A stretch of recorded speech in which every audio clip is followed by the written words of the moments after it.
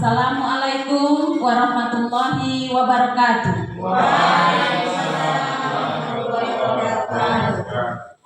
Selamat siang Ibu Bapak Guru hebat. Selamat siang. Puji syukur kita panjatkan kehadirat Allah Subhanahu wa taala, Tuhan yang Maha Esa, karena kita masih diberikan kesempatan dan kesehatan untuk berkumpul di ruangan ini dalam rangka kegiatan aksi nyata budaya positif yang akan disampaikan oleh Bapak Ahmad Soleh Siregar, CGP Angkatan 11 Kabupaten Labura. Selawat beriringkan salam, marilah kita panjatkan kepada junjungan kita Nabi besar Muhammad Sallallahu Alaihi Wasallam. Di sini saya sebagai moderator akan membacakan tata tertib atau urutan dari acara kita hari ini. Yang pertama yaitu pembukaan oleh protokol yang sudah saya sampaikan tadi. Kemudian doa, dan yang kedua penyajian materi, yang keempat sesi tanya jawab, dan yang kelima penutup. Dan sekarang kita akan memasuki acara yang kedua, yaitu doa yang akan disampaikan oleh Bapak Rusdi Febriansa Ritonga. Kepada Bapak tersebut kami persilahkan.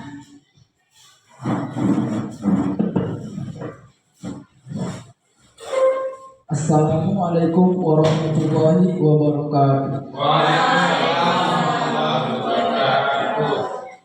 A'udzubillahi minasyaitonirrajim. Bismillahirrahmanirrahim. Alhamdulillahirabbil alamin. Assalatu wassalamu ala asyrofil anbiya'i wal mursalin wa ala alihi wa sahbihi ajmain. Amin. Ya Allah, ya Tuhan kami, ampunilah dosa-dosa kami dan dosa-dosa kedua orang tua kami.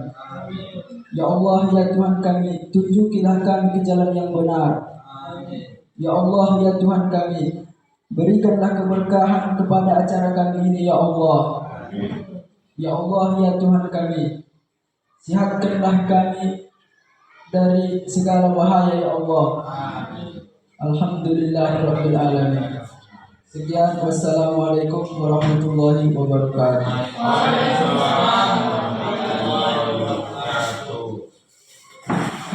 Terima kasih saya ucapkan kepada Bapak tersebut. Kemudian Ibu Bapak Guru, kita sekarang akan memasuki acara yang ketiga, yaitu penyajian materi tentang aksi nyata budaya positif oleh Bapak Ahmad Soleh Siregar, CGP Angkatan 11 Kabupaten Labura. Kepada Bapak Ahmad Soleh Siregar kami persilakan.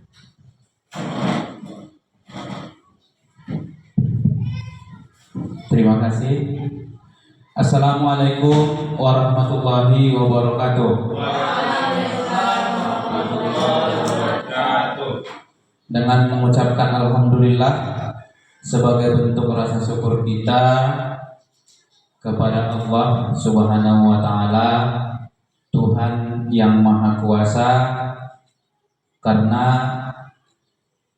kita semuanya, Ibu Bapak Guru, masih diberi kesehatan serta kesempatan untuk berkumpul di ruang kelas ini dalam melaksanakan diseminasi ataupun aksi nyata saya dalam mengikuti pendidikan guru penggerak.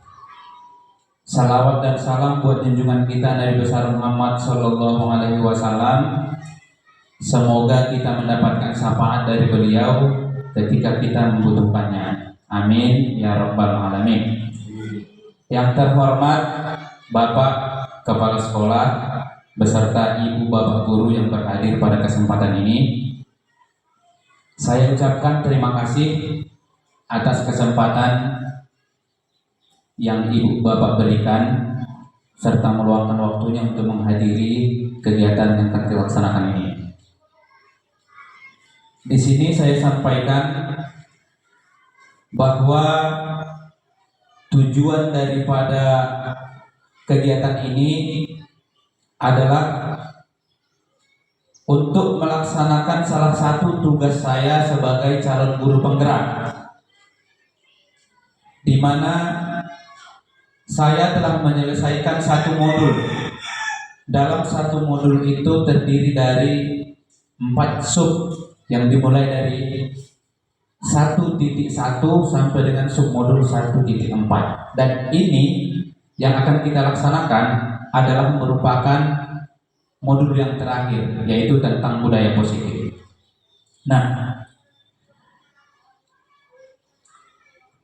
untuk itu saya melakukan pengimbasan Bapak Ibu tentang apa yang sudah saya pelajari dari modul yang berupa teori-teori tentang budaya positif, yang nantinya sekaligus kita akan berbagi, ataupun saya akan berbagi pemahaman dan pengalaman tentang penerapan budaya positif yang telah saya laksanakan di sekolah kita ini. Izin ya Bapak Ibu, di sini saya bukan menggurui ibu bapak sekalian, tapi di sini kita saling berbagi, berdiskusi, dan berkolaborasi demi terwujudnya budaya positif ini nantinya. Baiklah Bapak Ibu, langsung saja kita masuk ke materi daripada modul 1.4 ini tentang budaya positif, di mana inti ataupun konsep utama daripada budaya positif ini yang pertama adalah perubahan paradigma belajar, kemudian disiplin positif, motivasi perilaku manusia,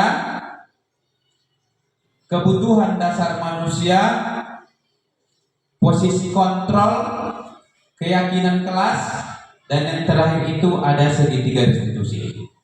Bapak Ibu, dari konsep utama ini nantinya kita akan sama-sama ulas ataupun sama-sama kita bahas satu persatu.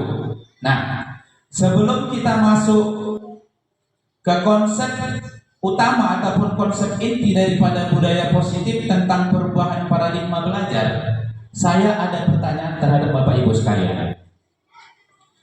Pertanyaan saya itu, bagaimana kira-kira pembelajaran yang selama ini ibu bapak laksanakan di kelas terhadap anak didik kita? Ya, silakan. Guru mendominasi proses pembelajaran. Guru mendominasi proses pembelajaran. 1. Ada yang lain? Saya, Pak. Ya, silakan. Siswa cenderung pasif. Siswa cenderung pasif. Masih ada yang lain? Ada, Pak. Ya. Materi dan metode pembelajaran sepenuhnya ditentukan oleh guru. Materi dan metode pembelajaran ditentukan sepenuhnya oleh guru. Nah, kalau kita simak ataupun kita perhatikan dari apa yang disampaikan oleh ibu-ibu, itu adalah merupakan ciri-ciri pembelajaran yang dipusatkan kepada guru. Mengapa demikian? Karena tadi yang pertama adalah guru mendominasi pembelajaran. Kita sebagai guru fokus terhadap materi. Kita di depan kelas itu menyampaikan materi terhadap siswa A, B, C, dan lain-lain, tanpa memikirkan apakah murid kita itu terima atau tidak pembelajaran yang kita sajikan. Suka atau tidaknya murid itu tidak pernah kita perhatikan kalau dengan cara seperti ini. Terkadang ada murid kita itu yang mengantuk kalau kita laksanakan pembelajarannya dengan model seperti ini. Kemudian yang kedua tadi pasif. Artinya murid kita itu hanya menerima pembelajaran yang kita sajikan. Murid kita duduk diam, ada yang mengantuk, materi sudah selesai. Jadi Bapak Ibu, dengan demikian maka ada disebut dengan perubahan paradigma belajar. Dan sebelum kita masuk ke paradigma belajar itu, dapat kita simpulkan bahwa pembelajaran yang kita laksanakan selama ini itu adalah pembelajaran yang berpusat pada guru.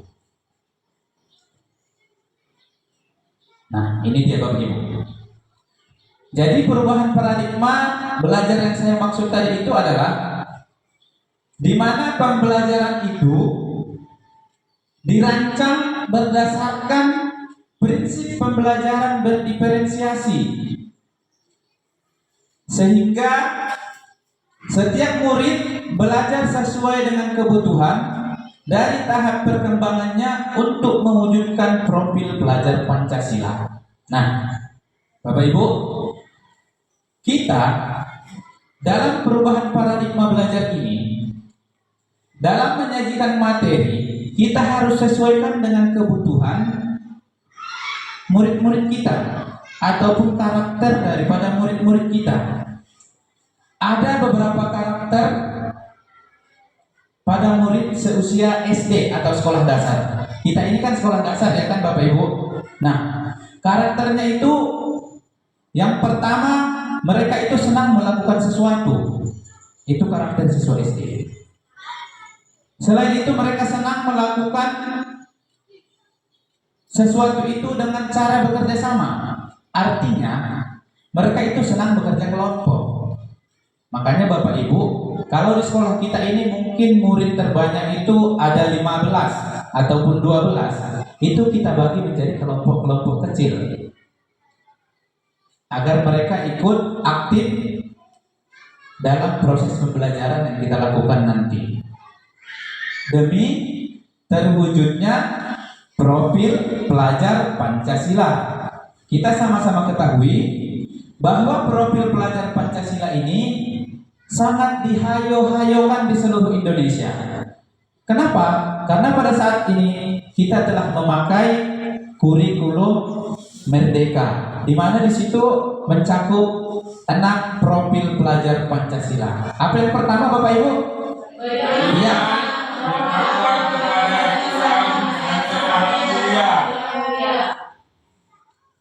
Hanya satu? Kedua. Ketiga. Gotong royong. Empat. Ya.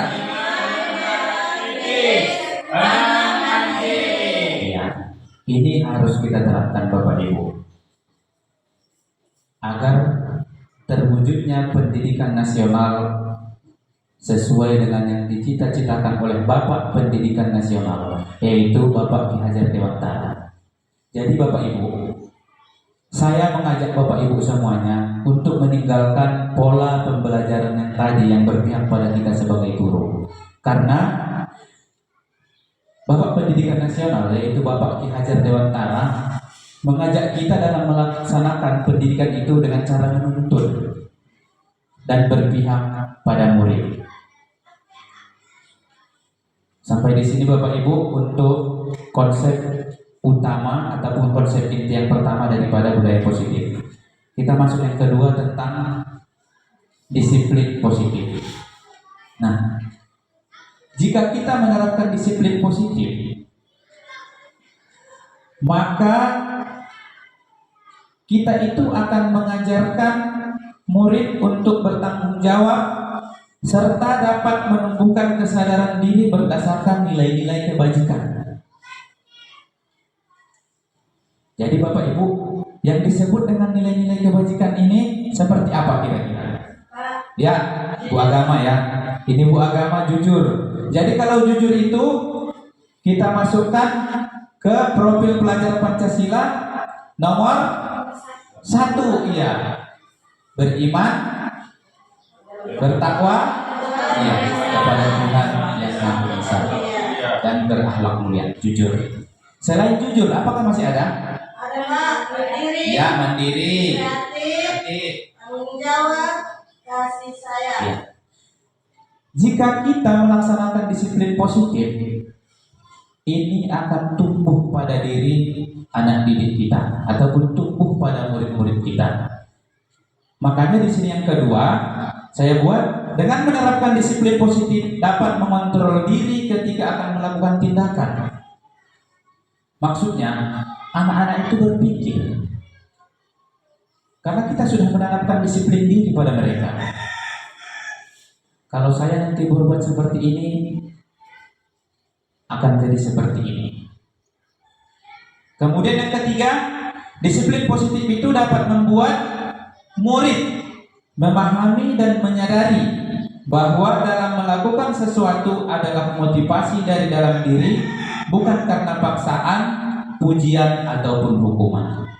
Artinya, murid kita itu melakukan sesuatu bukan karena ingin kita puji, bukan karena ingin mereka itu kita berikan hadiah.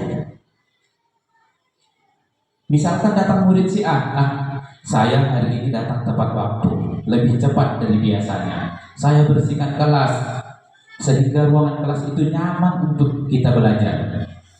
Tapi yang ada dalam dirinya biar dipuji oleh wali kelasnya. Mungkin selama ini dia selalu mendapat pujian. Kalau dia masih menginginkan pujian itu, berarti kita belum dapat menanamkan disiplin pada dirinya. Makanya Bapak Ibu, mari kita sama-sama menanamkan disiplin positif ini agar tumbuh pada diri anak didik kita. Cuman pertanyaannya begini Bapak Ibu, kira-kira apakah disiplin positif ini perlu untuk sekolah kita? Perlu. Alasannya? Ya, ada yang berikan alasan. Baiknya Ibu. Ya, silakan Bu, apa kira-kira alasan mengapa disiplin positif itu perlu untuk sekolah kita? Alasannya karena dengan adanya disiplin positif akan menciptakan disiplin diri pada murid tersebut, Pak. Betul, kita kasih aplaus dulu. Dengan adanya disiplin positif, maka akan tumbuh disiplin diri dalam murid kita. Kesimpulannya tentang disiplin positif, apabila ini kita terapkan, disiplin diri tumbuh pada murid dan pada diri kita. Jangan hanya murid, kita juga harus menumbuhkan disiplin positif Bapak Ibu di sekolah kita. Kita sepakat Bapak Ibu untuk menciptakan disiplin positif di sekolah kita? Ya. Terima kasih. Jadi kita setelah disiplin positif masuk ke konsep utama dalam modul 1.4 berikutnya, yaitu motivasi perilaku atau motivasi perilaku manusia. Diana Kassan menulis dalam bukunya ada 3 motivasi perilaku manusia. Yang pertama, motivasi perilaku itu adalah untuk menghindari ketidaknyamanan ataupun hukuman. Ini merupakan motivasi terendah ini. Kenapa? Karena kita melaksanakan sesuatu itu karena ingin menghindari ketidaknyamanan. Contoh, begini Bapak Ibu. Ketika saya mau berangkat ke sekolah, sangat pagi-pagi sekali. Mungkin saya sampai di sekolah ini pukul 6.30 ataupun 6.15, 6.45. Tetapi itu saya lakukan hanya untuk menghindari ketidaknyamanan ataupun menghindari hukuman. Nanti kalau saya lama datang dihukum, saya malu dengan kepala sekolah, saya malu dengan teman-teman yang lain. Ini dia Bapak Ibu, kenapa disebut dengan ketidaknyamanan. Jadi murid-murid kita juga seperti itu. Harus kita tanamkan untuk menghindari yang nomor 1 ini.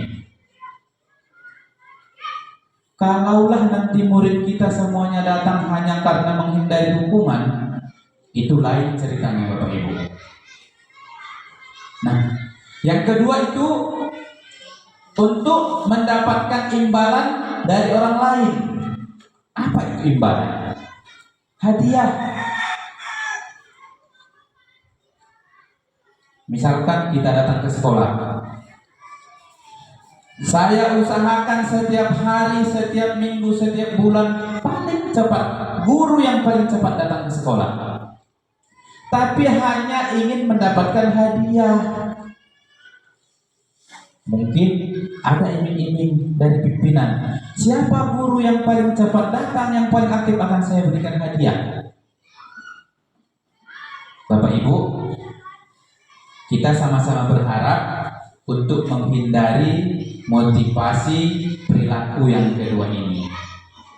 Jadi dengan kesimpulannya, untuk motivasi yang pertama dan motivasi yang kedua itu datangnya dari luar diri kita ataupun motivasi eksternal, bukan dari dalam diri kita. Jadi mana motivasi yang keluar dari dalam diri kita, Bapak Ibu? Ini dia yang ketiga. Motivasi yang ketiga itu adalah untuk menghargai diri sendiri. Sama seperti kita. Dari tadi saya contohkan itu tentang diri kita. Kenapa?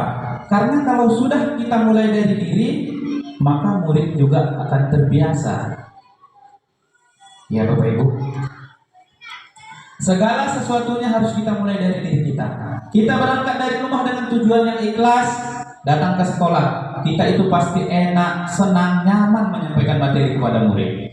Bukan karena hanya untuk nanti kan saya terhindar dari hukuman, nanti saya dapat hadiah. Bukan.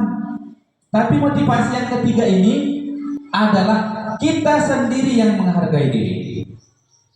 Jadi kesimpulan dari materi motivasi perilaku ini, Bapak Ibu, segala sesuatu itu harus kita mulai dari diri kita. Nah,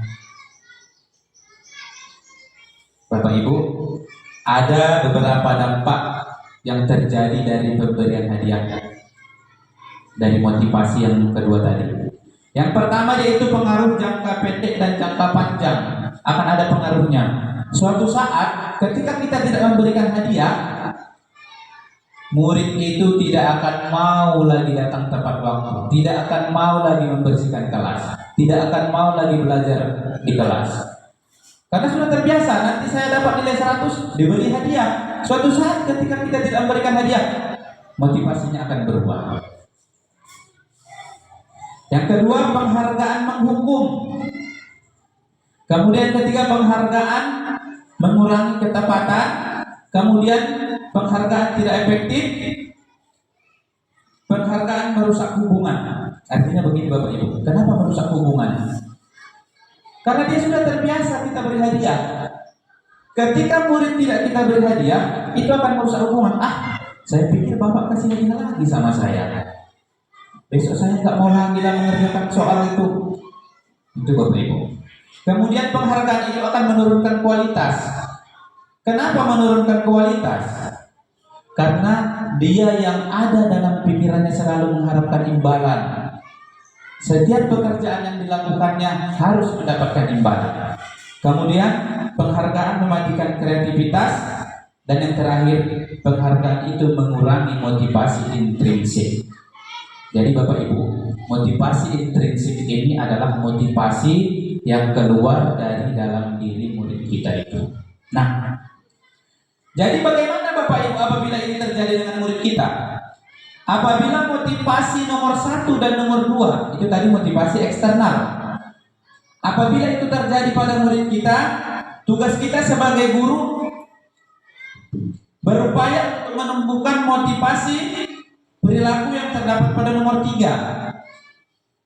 Kita membimbingnya agar dia bisa menghargai dirinya sendiri dengan nilai-nilai yang dia percayai. Nilai apa itu Bapak Ibu? Nilai kebajikan yang tadi. Kemudian kita harus menghindari hukuman dan pemberian hadiah kepada murid kita. Dengan kita terapkan cara seperti itu, perlahan-lahan motivasi eksternal ataupun motivasi nomor 1 dan nomor 2 itu, saya yakin perlahan-lahan akan hilang dari murid kita. Bisa kita terapkan Bapak Ibu? Insya Allah, mudah-mudahan bisa kita terapkan di sekolah kita. Selanjutnya, konsep utama dari modul budaya positif itu adalah kebutuhan dasar manusia. Ada 5 kebutuhan dasar manusia, Bapak Ibu. Yang pertama dia itu adalah kebutuhan untuk bertahan hidup. Kalau kebutuhan bertahan hidup itu sifatnya psikologis, yaitu kita membutuhkan hidup yang sehat. Atau ada Bapak Ibu yang ingin sakit ini? Ada Ibu yang ingin sakit? Ya, berarti kita semua mengharapkan hidup yang sehat atau membutuhkan hidup sehat. Kemudian membutuhkan makanan dan keperluan-keperluan lain yang berkaitan dengan bertahan hidup untuk kita. Kemudian yang kedua itu kasih sayang dan rasa ingin diterima. Setiap manusia mempunyai kebutuhan kasih sayang dan rasa ingin diterima. Contoh, kalau kita tidak mempunyai rasa kasih sayang, tidak mempunyai rasa ingin diterima, kita tidak akan punya teman di mana kita bekerja. Kita akan menyendiri, datang dari rumah sampai sekolah duduk. Kebetulan kita piket sampai di sekolah, menyambut siswa, senyum, sapa, salam, itu tetap kita buat kepada siswa. Tapi kita tidak membutuhkan teman, itu mustahil Bapak Ibu. Yang jelasnya, untuk posisi yang nomor 2 kebutuhan dasar manusia ini adalah semua manusia membutuhkannya, kasih sayang dan rasa ingin diterima. Yang ketiga, penguasaan. Penguasaan ini berhubungan dengan kekuatan untuk mencapai sesuatu. Contoh, apa itu contohnya? Kira-kira kalau kita berbuat sesuatu, kita itu harus mendapat pengakuan nggak dari orang lain? Kalau kita ingin mendapatkan pengakuan, itu yang salah satu yang disebut dengan penguasaan. Selanjutnya Bapak Ibu, kebebasan. Setiap manusia ingin bebas. Jadi kalau kita kaitkan dengan belajar, bebas ini artinya apa? Kita berikan kebebasan, keleluasaan kepada anak didik kita ataupun murid-murid kita untuk belajar. Makanya tadi di situ disebutkan pembelajaran itu harus disesuaikan dengan minat dan bakat murid. Mudah-mudahan kita tidak lagi menerapkan yang kita bahas di awal tadi. Kita berdiri di depan sampaikan materi ABC, murid ada yang tidur. Mudah-mudahan sekolah kita akan meninggalkan itu ya Bapak Ibu. Yang terakhir itu adalah kesenangan. Pertanyaannya, apakah Bapak Ibu yang berhadir di sekolah ini ada rasa ingin senang atau tidak? Ada atau tidak yang ingin senang? Ada. Tentunya setiap manusia menginginkan kesenangan. Kalau kita berangkat dari rumah ke sekolah dengan perasaan yang tidak senang, belajar pun akan malas di sekolah. Materi tak akan sampai kepada siswa. Ya kan Bapak Ibu? Jadi pertanyaannya tadi, ada yang butuh kesenangan? Ada. Kalau begitu Bapak Ibu, kita ice breaking dulu. Karena dari tadi ada yang sudah ngantuk, saya tengok ini. Bisa Bapak Ibu? Bisa. Ice breakingnya gampang Bapak Ibu, seperti ini. Kita menghitung 1 sampai 6. Tangan kiri hitungannya 1, 2, 3, 4, 5, 6. Coba berdiri dulu Bapak Ibu, dipraktekkan dulu. Kita hitung sama-sama untuk tangan kiri dulu. 1, 2, 3, 4, 5, 6. Itu untuk tangan kiri. Sekarang tangan kanan.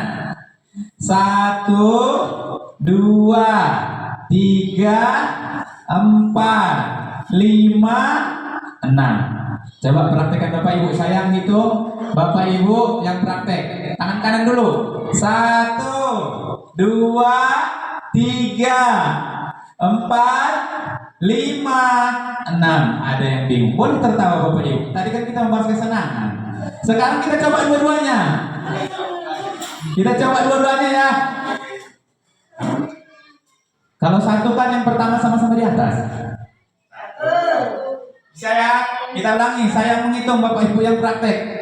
Dua-duanya, tangan kiri dan tangan kanan. 1, 2, 3, 4, 5, 6, 7. Lewat. Saya sampai 6. Gimana Bapak Ibu? Senang kan? Relax ya. Kalau sudah relax berarti senang. Kita coba sekali lagi, jangan dulu Ibu. Sekali lagi, karena tadi masih ada yang salah. Kita ulang ya, ini terakhir. Kalau nanti saya hitung sampai 7, bilang aja udah lewat Bapak Ibu. Ya. Kita mulai, fokus ya. Dilatih fokusnya ini. Kalau kita mengajarkan anak didik kita kan kadang-kadang pegang kepala, yang kita pegang hidung. Sama ini Bapak Ibu. 1, 2, 3, 4, 5, 6, 7. Lewat. Tepuk tangan Bapak Ibu. Ya. Itu kan karena tadi pasti itu kesenangan. Jadi kita coba relax dulu, baru kita lanjut materi.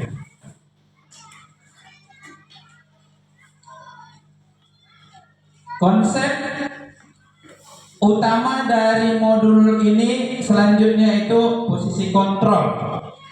Jadi Bapak Ibu, ada 5 posisi kontrol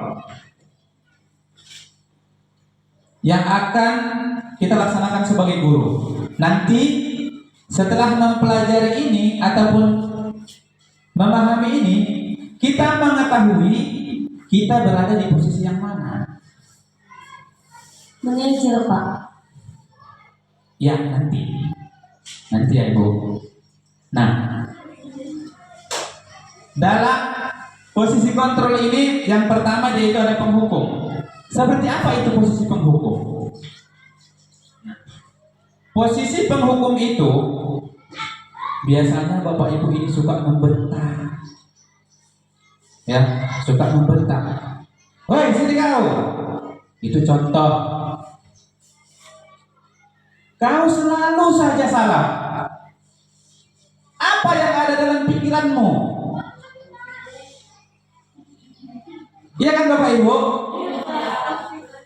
Itu adalah posisi kita kalau kita sebagai penghukum. Kemudian yang kedua, ada posisi kita sebagai guru itu yaitu membuat rasa bersalah. Pada posisi ini, biasanya guru itu akan bersuara lembut, berbanding terbalik dengan penghukum. Kalau kita ibaratkan suku Batak dengan suku Jawa, ya kan? Kalau suku Jawa itu kan lembut. Kalau kita Batak kasar. Contoh, dalam posisi ini biasanya guru itu berkata kepada murid, berapa kali Bapak akan memberitahu kamu nak? Ibu sangat kecewa sekali dengan kamu. Jadi kesimpulannya dalam posisi kontrol yang kedua ini, guru berusaha mengeluarkan kata-kata ataupun berbicara terhadap muridnya dengan nada-nada yang lembut. Dia menghindari kata-kata kasar. Kenapa?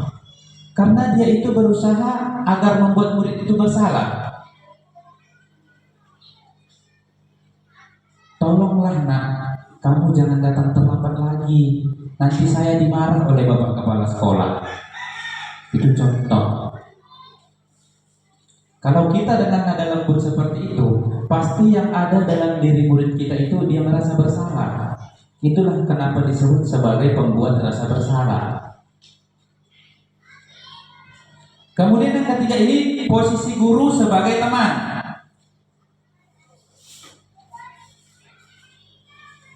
Seorang guru yang berada pada posisi teman tidak akan menyakiti muridnya.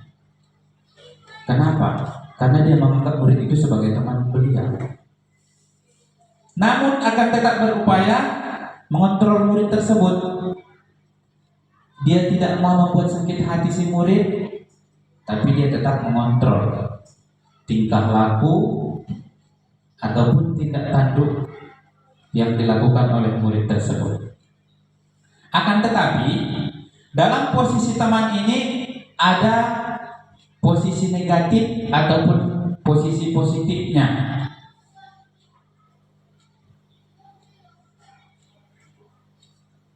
Posisi positif yaitu hubungan baik antara kita sebagai guru dengan murid akan tercipta. Mungkin dengan bahasa-bahasa yang tren sekarang ini, hey bro, bisa guru dengan murid karena dia menganggap itu teman. Itu di posisi positif. Kalau di posisi negatifnya, ketika suatu saat kita tidak bisa membantu murid, dia akan meninggalkan kita. Saya pikir ibu, saya pikir bapak mau membantu saya. Ternyata tidak. Untuk apa kita berteman dengan bapak ataupun ibu itu? Itu dia dampaknya bapak ibu. Ada dampaknya ketika kita pada posisi teman. Selanjutnya, posisi guru sebagai pemantau. Kalau pemantau, namanya pun pemantau ya. Berarti kita itu mengawasi murid-murid kita. Nah, pada saat kita mengawasi, kita bertanggung jawab atas semua tingkah laku mereka. Tingkah laku siapa? Ya tingkah laku murid, kan mereka yang kita awasi. Kenapa? Karena kita berada posisi pemantau. Nah, kalau biasanya ketika ada masalah, kata-kata yang dikeluarkan itu, apa yang telah kamu lakukan? Si guru itu selalu bertanya seperti itu. Sanksi atau konsekuensinya apa? Itu yang ditanyakan Bapak Ibu. Nah, seorang guru pemantau ini biasanya mengandalkan penghitungan dan catatan. Data yang dapat diberikan sebagai bukti atas perilaku daripada murid-muridnya. Nah, yang terakhir yaitu posisi manajer. Pada posisi manajer adalah posisi di mana guru berbuat sesuatu itu bersama dengan murid, mempersilakan murid mempertanggungjawabkan perilakunya dan mendukung murid agar dapat menemukan solusi atas permasalahannya sendiri. Nah, jadi Bapak Ibu, di sini kan kita sudah membaca ataupun membahas 5 posisi kontrol sebagai guru. Nah, yang pertama tadi ada guru itu sebagai penghukum, yang kedua pembuat rasa bersalah, yang ketiga guru sebagai teman, yang keempat guru sebagai pemantau, dan yang kelima itu adalah guru sebagai manajer. Nah, setelah mempelajari ini ataupun membahas 5 posisi kontrol ini, kita tanyakan kepada diri kita masing-masing Bapak Ibu. Di mana posisi kita sekarang? Apakah di penghukum? Misalkan itu gurunya guru laki-laki, pelajarannya matematika, dia selalu membentak, marah-marah terhadap muridnya, berarti itu penghukum. Ya kan Bapak Ibu? Sekarang kita sudah mengetahui di mana posisi kita sebagai guru. Nah, jadi muncul pertanyaan Bapak Ibu, Dari kelima posisi kontrol guru ini, kira-kira mana yang lebih baik untuk kita terapkan di sekolah? Manajer, Pak. Manajer. Kenapa manajer? Kan masih ada penghukum. Kalau kita gunakan penghukum, murid itu takut. Kemudian pembuat rasa bersalah. Ketika mereka ada masalah, mereka merasa bersalah. Kemudian teman. Posisi teman kan enak. Kita bisa bersama dengan murid-murid dan pemantau, kita bisa memantau. Kenapa dipilih manajer? Alasannya kira-kira apa? Karena posisi manajer, guru membuat suatu dengan murid, mempersilahkan murid mempertanggungjawabkan perilakunya, mendukung murid untuk menemukan solusi atas masalahnya sendiri. Ya, pas. Nah, dalam posisi manajer, saya pun setuju dengan pendapat Ibu Laila. Karena pada posisi manajer ini kita tidak hanya manajer. Jadi apa posisi kita? Dalam posisi manajer kita telah menerapkan 3 posisi. Posisi apa saja itu? Pemantau dan posisi teman. Itu yang kita terapkan. Jadi kesimpulannya Bapak Ibu, mari kita sama-sama berusaha ataupun berupaya agar kita menerapkan posisi kontrol guru itu sebagai manajer. Selanjutnya, konsep utama dari budaya positif selanjutnya yaitu keyakinan kelas. Guru berperan dalam mewujudkan terbentuknya keyakinan sekolah ataupun kelas dengan adanya kesepakatan dengan murid. Keyakinan sekolah atau kelas adalah pernyataan yang mudah diingat dan dipahami untuk diterapkan dalam lingkungan sekolah. Dalam pembuatan disiplin sekolah atau disiplin kelas harus menggunakan kata-kata positif dan menghindari kata-kata negatif. Jadi maksudnya begini Bapak Ibu. Dalam membuat keyakinan kelas ini, kita jangan tentukan sendiri. Jangan sudah kita rancang dari rumah, oh besok kami membuat keyakinan kelas. Kita siapkan dari rumah. Sampai sekolah, anak-anak ini keyakinan kelas kita ya. Tidak Bapak Ibu. Jadi bagaimana ketika kita ingin membuat sebuah keyakinan kelas, kita harus berkolaborasi ataupun bekerja sama dengan murid kita. Kita tanyakan sama mereka, ayo anak-anak, hari ini kita akan membuat keyakinan kelas. Tapi sebelum kita ini membuat keyakinan kelas, kita harus jelaskan dulu kepada mereka keyakinan kelas itu apa, agar mereka mengetahuinya. Kemudian,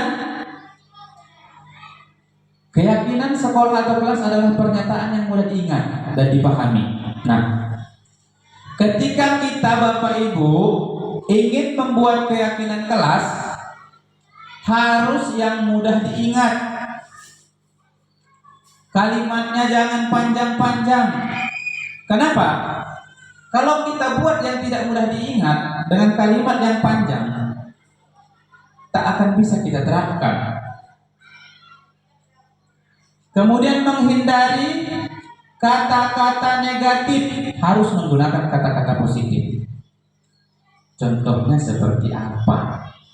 Misalkan, ini Bapak Ibu, jangan membuang sampah pada tempatnya. Itu kira-kira negatif atau positif kata-katanya itu? Negatif. Kenapa? Karena menggunakan jangan. Jadi kita rubah. Kalau kita buat menjadi positif seperti apa? Buanglah sampah pada tempatnya. Nah, kalau kita Bapak Ibu menerapkan keyakinan kelas ini, maka disiplin positif tadi akan tercipta di sekolah kita. Karena motivasi yang keluar itu adalah motivasi dalam diri mereka. Dan kebutuhan mereka juga ada di situ.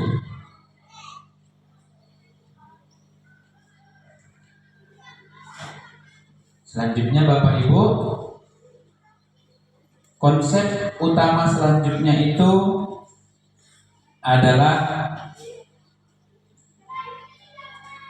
penerapan segitiga restitusi. Apa itu segitiga restitusi? Segitiga restitusi itu adalah proses dialog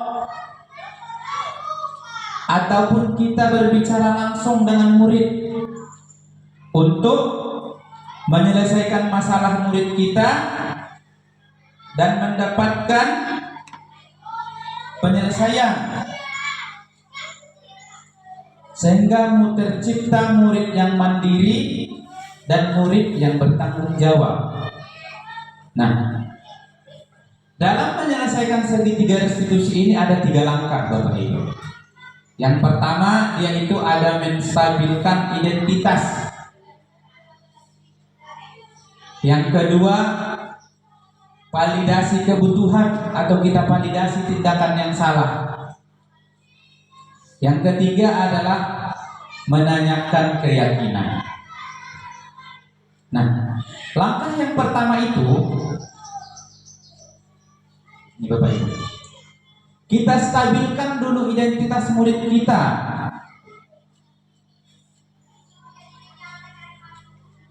Untuk membuat murid yang gagal tadi, ketika dia berbuat salah, kita buat menjadi positif. Caranya seperti apa? Ya, kita stabilkan dulu posisi murid kita dengan kalimat-kalimat yang tidak menyinggung perasaannya.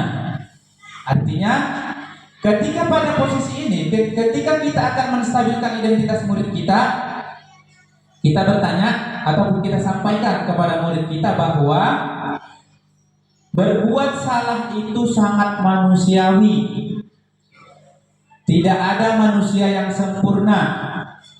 Bapak ataupun ibu juga pernah berbuat salah. Itu kalimat yang kita sampaikan.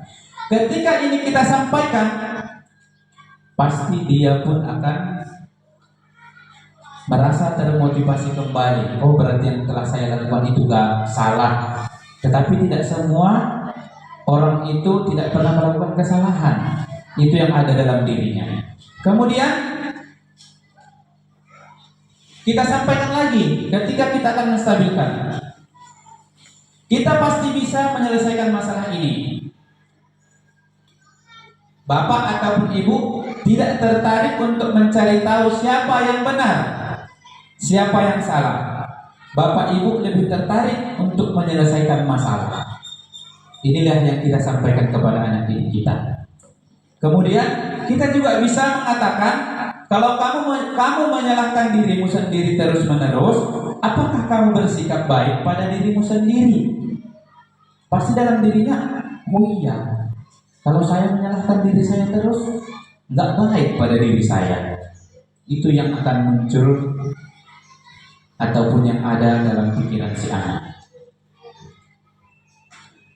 Tahap yang kedua Bapak Ibu, validasi kebutuhan. Kita validasi kebutuhannya, ataupun kita validasi tindakan beliau yang salah,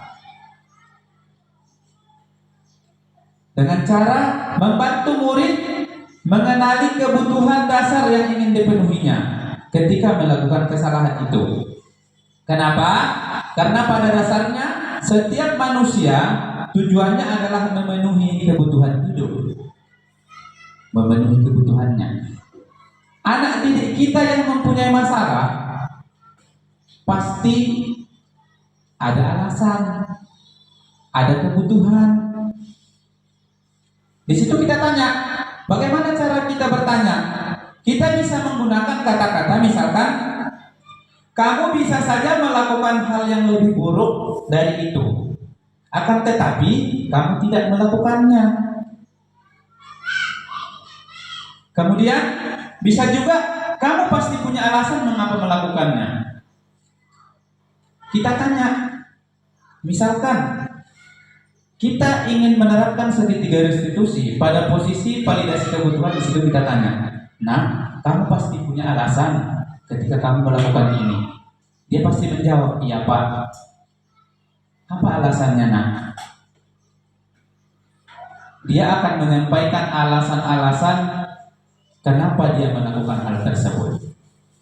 Kemudian kita bisa juga mengatakan, maukah kamu belajar cara lain untuk mendapat yang kamu butuhkan tanpa harus melakukan itu? Misalkan apa yang dilakukan, memukul, menggebrak meja, dan lain-lain. Dan yang terakhir kita boleh juga bertanya, apakah kamu bisa melakukan lebih baik lagi besok? Nah, kata-kata seperti ini bisa kita terapkan ketika kita memvalidasi kebutuhan ataupun memvalidasi tindakan yang salah yang dilakukan oleh murid kita. Langkah yang ketiga yaitu mendengarkan keyakinan. Nah, murid melihat kesalahannya dihubungkan dengan norma sosial dan nilai-nilai yang mendasari manusia berinteraksi dengan orang lain. Artinya begini Bapak Ibu, kita kembali yakinkan, kita tanyakan kepada anak didik kita tentang keyakinan kelas yang telah kita sepakati bersama. Nah, itu gunanya Bapak Ibu, ketika kita membuat keyakinan kelas itu harus bersama dengan murid. Jadi ketika mereka mempunyai masalah, kita bisa bertanya, kita yakinkan kembali apa yang kita katakan. Kita bisa berkata kepada mereka, apakah nilai yang kita percayai ataupun nilai yang kita percaya di kelas sesuai dengan tindakan kamu? Itu satu. Yang kedua, nilai-nilai kebajikan apa yang telah kita sepakati? Ataupun kamu ingin jadi anak seperti apa? Atau apa yang kamu rasakan ketika kamu melakukan itu? Kamu menjadi orang yang seperti apa? Ini kita tanyakan ketika kita masuk kepada langkah yang ketiga. Saya yakin Bapak Ibu, dengan menerapkan segitiga restitusi ini, masalah-masalah yang terjadi pada siswa kita akan kita temukan solusinya dengan baik.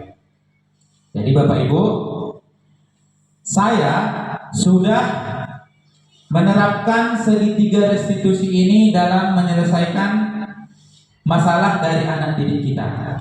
Kebetulan belakangan ini ada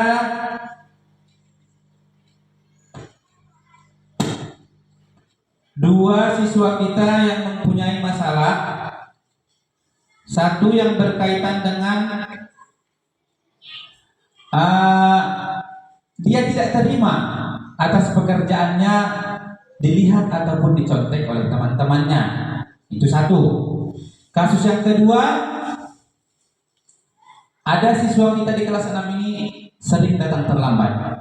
Ini dia Bapak Ibu, video dari segitiga ataupun penerapan segitiga restitusi yang telah saya laksanakan di sekolah kita.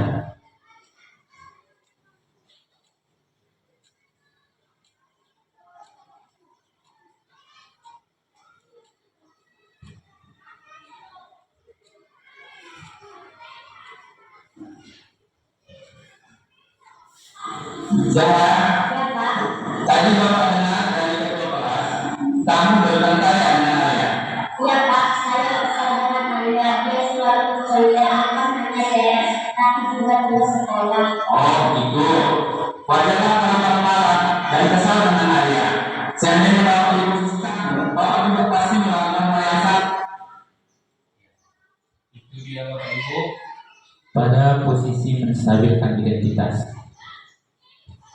Setelah langkah yang pertama menstabilkan identitas, kita validasi kebutuhannya. Atau apa yang kamu lakukan terhadap? Saya marah Pak, mengerti dan mengubah meja Anda. Oh gitu ya. Pasti kamu berbuat seperti itu karena ada alasannya. Iya Pak, masa saya diam saja. Saya sudah susah payah mengerjakan soal, tapi akhirnya saya mencontek. Tidak mau usaha sendiri. Oh, padahal kalau marah karena kamu tidak mau pekerjaan kamu dicontek begitu saja oleh ayah. Bapak menghargai tindakanmu yang tidak berbuat lebih buruk dari itu. Misalnya memukul atau melempar ayah. Itu dia Bapak Ibu. Ketika kita menstabilkan identitas, itu telah saya lakukan di sekolah kita ini. Kemudian langkah yang ketiga dalam penerapan segitiga restitusi itu adalah kita tanyakan keyakinan. Artinya di sini Bapak Ibu kita tanyakan keyakinan kelas yang sudah kita sepakati. Kamu tahu nggak keyakinan kelas yang sudah kita sepakati?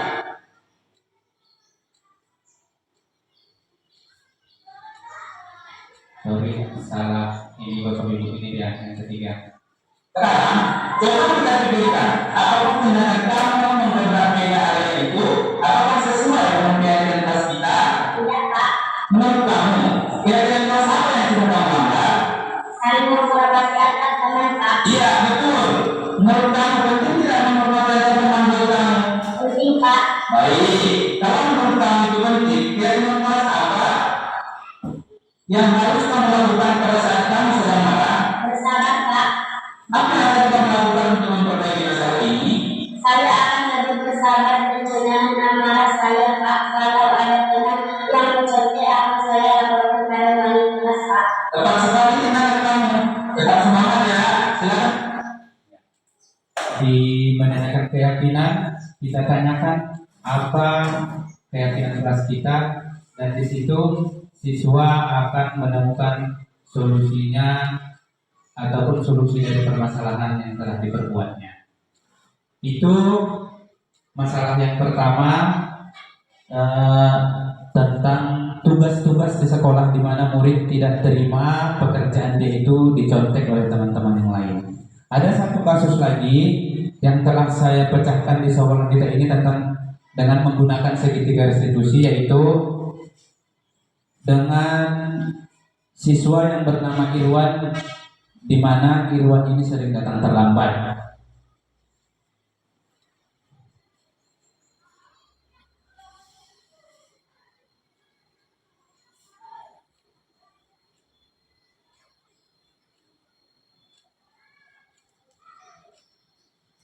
Irwan, tadi Bapak dapat laporan dari Ibu Piket, kamu sering terlambat ya? Menurut ingatan kamu, sudah berapa kali kamu terlambat selama 1 bulan ini? Makanya, Pak. Sering terlambat itu merupakan kesalahan atau bukan ya? Selamat, Pak. Baik, Irwan, berbuat kesalahan itu sangat manusiawi. Setiap orang pasti pernah berbuat salah. Yang paling penting adalah kita bisa belajar dari kesalahan dan memperbaikinya. Setuju ya? Setuju, Pak. Kita cari solusi bersama ya. Pak. Itu langkah yang pertama untuk menyelesaikan masalah tentang segitiga restitusi tentang murid yang sering datang terlambat. Kemudian setelah itu kita masuk ke langkah yang kedua, yaitu kita validasi kebutuhan atau kita validasi tindakan. Pak. Sering datang terlambat ke sekolah itu pasti kamu punya alasannya. Kenapa kamu sering datang terlambat ke sekolah? Ya, Pak. Saya sering main HP sampai larut malam. Tadi kurang tidur, Pak. Ya. Alasan anak kita sering datang terlambat itu karena dia sering main HP sampai larut malam. Jadi kita cari solusinya di langkah yang ketiga. Kita tanyakan keyakinan kepada murid kita, apakah itu sesuai atau tidak.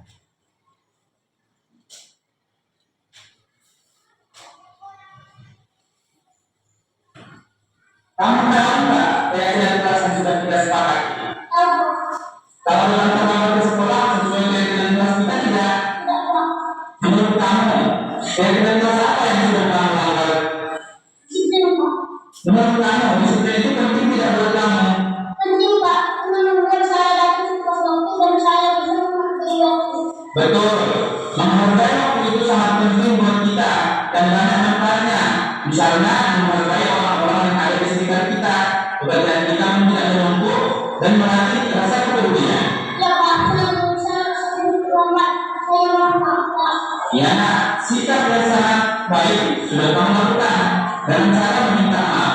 Menurut kamu, apa yang akan kamu lakukan agar kamu tidak dapat teroleh lagi dalam sekolah? Saya akan berbagi Bapak agar tidak sudah ulang lagi dalam sekolah. Baik, kamu sudah menemukan solusinya dan Bapak akan bekerjasama dengan orang tua kamu agar kamu tidak datang terlambat lagi ke sekolah. Sekarang silakan kembali ke kelas ya. Nak. Terima kasih Pak.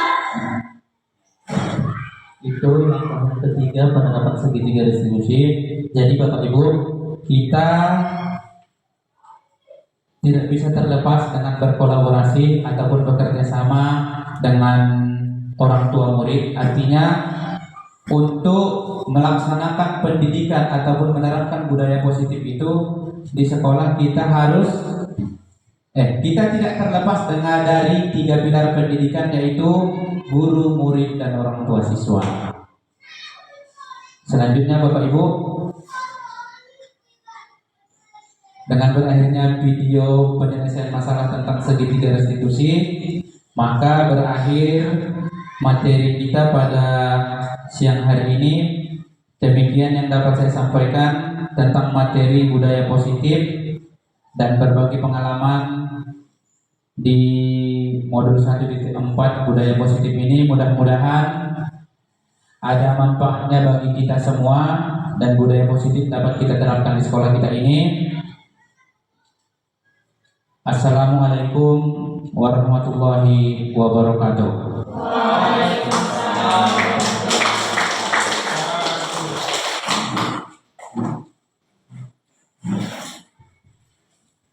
Terima kasih kepada Bapak calon guru penggerak angkatan 11 Kabupaten Labura yang telah menyampaikan materinya tentang budaya positif.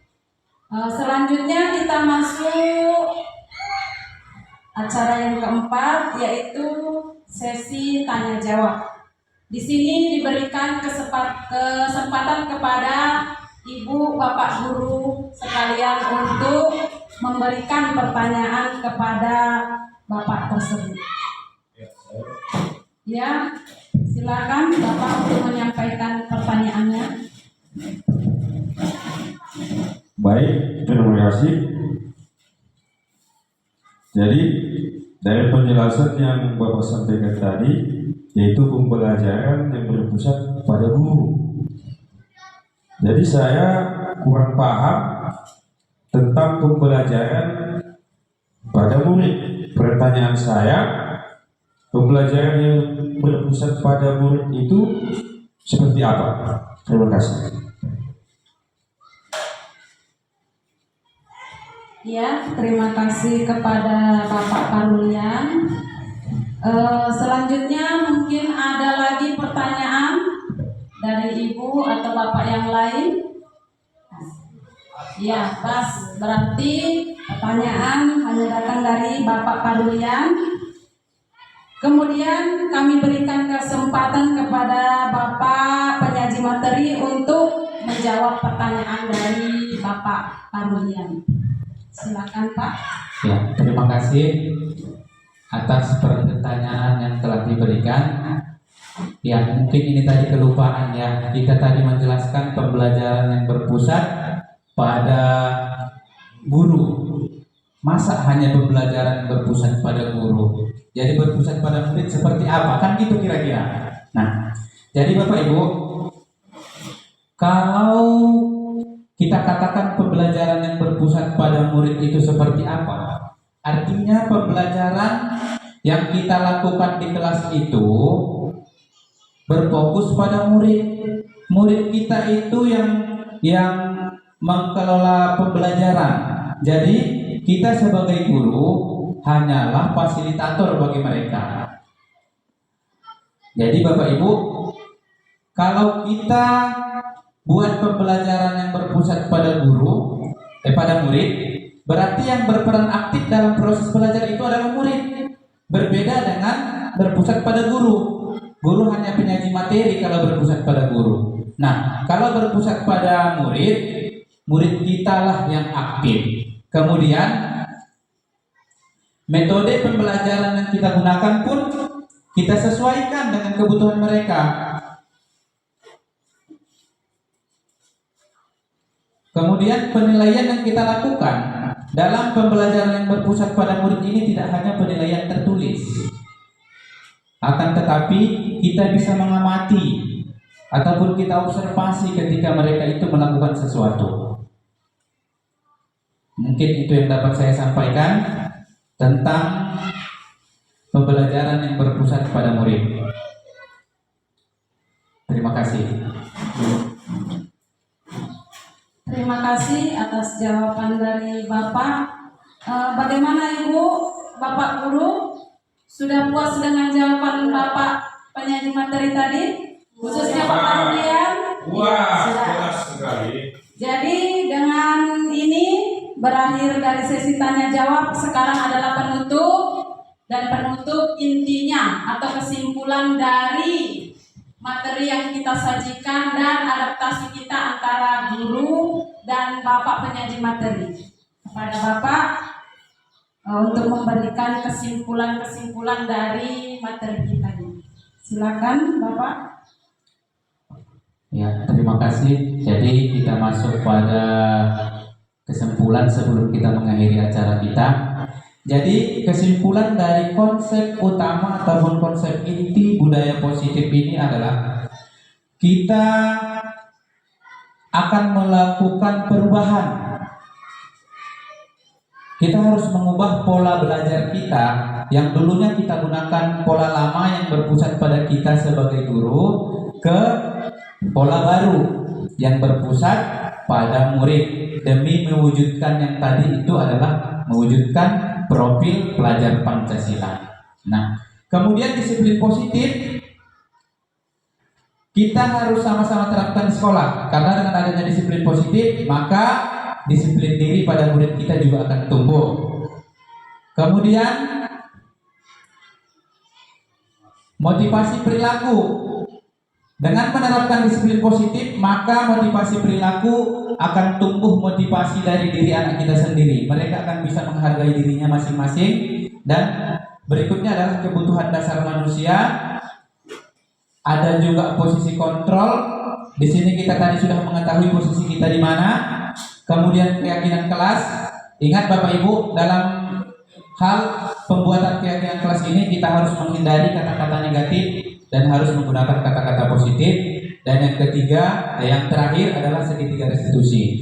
Saya berharap kepada Bapak Ibu semuanya, kita menggunakan penyelesaian masalah kepada murid kita dalam penerapan segitiga restitusi, agar masalah-masalah yang terdapat pada murid kita bisa kita selesaikan dengan baik. Nah, dan saya juga berharap budaya positif ini bisa kita terapkan di sekolah kita. Setuju ya Bapak Ibu? Setuju. Saya kira hanya itu yang dapat saya sampaikan. Untuk kesimpulan dari materi yang saya sajikan tadi, ya Bapak Ibu, saya kembalikan ke moderator. Ya, terima kasih kepada Bapak yang sudah menyampaikan kesimpulannya, dan kita terima semua kan Bapak Ibu Bapak Guru? Ya. Sekali lagi Ibu Bapak Guru hebat. Hebat. Dan untuk berakhirnya sesi ini saya akhiri, wabillahi taufiq wal hidayah. Wassalamualaikum warahmatullahi wabarakatuh. Dan selamat siang semuanya.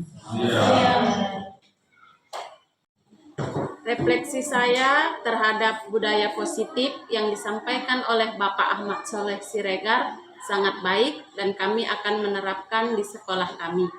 Kami juga telah menyusun keyakinan kelas setelah penyampaian budaya positif yang disampaikan oleh Bapak tersebut.